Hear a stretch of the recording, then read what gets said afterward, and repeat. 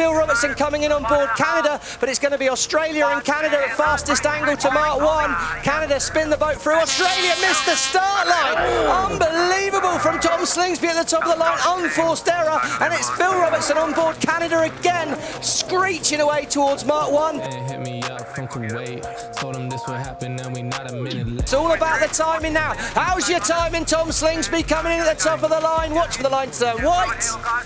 Oh, France nailed it. Clear start. That's perfect by Delapierre, the skipper on board the French boat there. They should lead at Mark 1 from here. Germany once again positioned well. It's all about timing from here. Canada are well set up now, coming through the middle. Emirates, Great Britain. How's your timing in the middle of the line, Ben Ainsley? Brilliant start by Emirates GBR, absolutely on the money, and they're going to lead the fleet away to Mark 1 here. Perfect.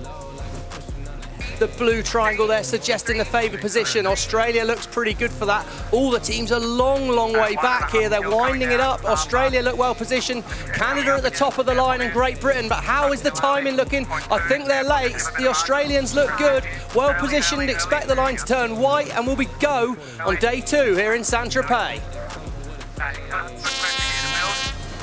Brilliant start out the middle of the line for Canada, Australia and Great Britain on the inside. I think are going to be able to hold on to that inside line and should lead us away around Mark 1. USA look a bit late to me, but he's coming with a late run. Can the USA time this right? 5 seconds to go till the start. Denmark and Australia out the middle of the line. Emirates, Great Britain are back.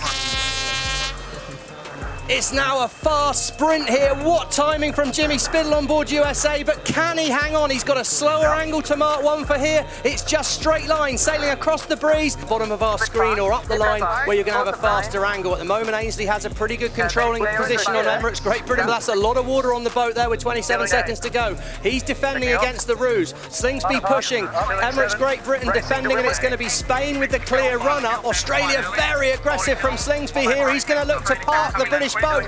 As soon as those boats overlap, if they do, the British will have to keep clear. It's really tight. Has Ainsley timed it right? The Australians can't hook them. Ainsley looks early back to the line here. It's aggressive match racing.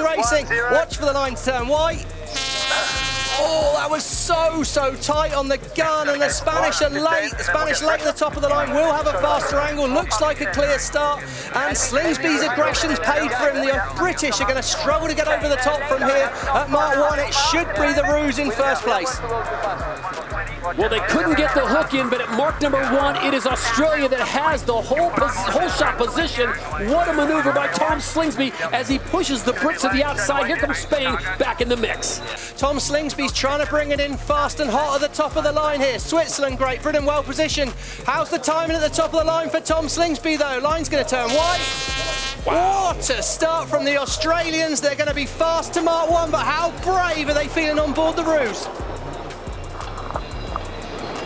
They've got to try and find a gap. Is there a gap? 10 seconds to go. It's Denmark looking good, but they're a little early. Australia's timing perfectly lined up for the pole position. 3 seconds to go. Watch for the line to turn white.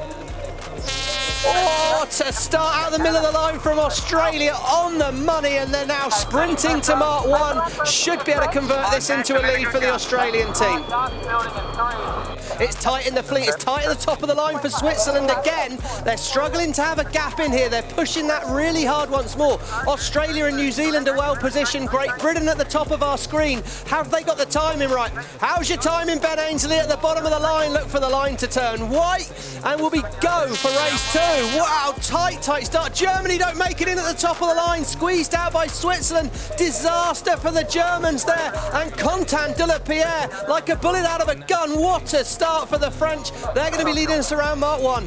Different lineup here. We can see a little bit more space at the bottom of our screen. France, New Zealand, they're foiling with 17 seconds to go. Canada really well positioned and near the favoured pole position. So tight on board France. Wow, that was a close moment. He pushed it so tight.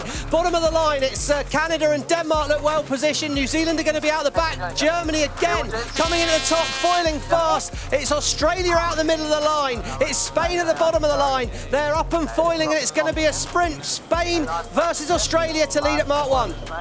And Denmark, look at them heading up to it. It's 10 seconds to go. Rockwool Denmark wind it up. They're some 50 meters out ahead. 5 seconds to go. How's your timing, Nikolai Serhested, as he comes in? Watch for the line to turn white.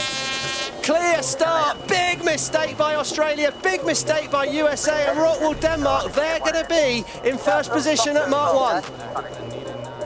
And the Dane magic continues in the event final. Look at that start, the biggest they've seen all weekend long as they approach mark number 1 in the event final. It is Denmark, Australia, and the USA, and the Danes have been spotted a huge lead right off the gate.